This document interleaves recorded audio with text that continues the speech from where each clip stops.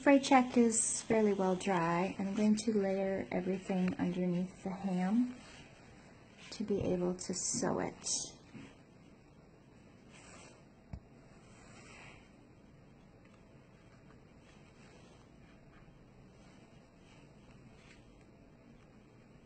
And you just want to bring the tear together as best you can and make sure that the dress is not stretched out of shape or anything. So when you actually sew this, it's the right shape.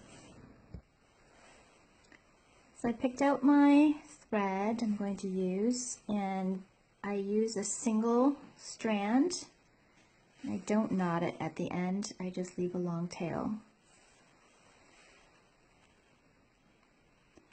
And I start underneath in a place where it's solid, even if I have to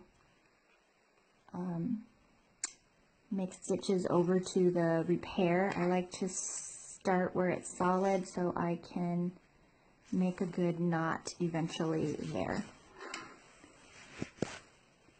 And I go down almost the exact hole that I came up in.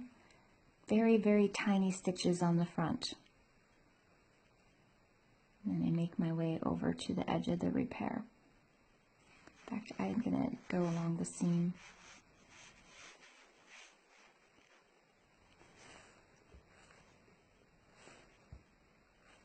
So I started here, I came up here, and my first pass is just going to get that fabric and the netting stabilized. So I'm just going to kind of do a running stitch by the seam so I can take it off of the ham and it'll be a lot easier to work with. And as you can see, my top stitches are very tiny, but my back stitches are fairly long. So I'm kind of basting, but you can't see it at the front of the dress.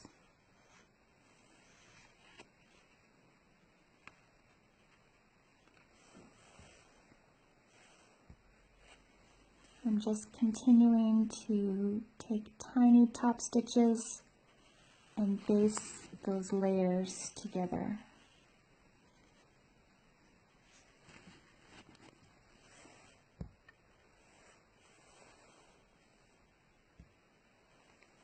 So I've got everything basted, and I'm going to take off the pins.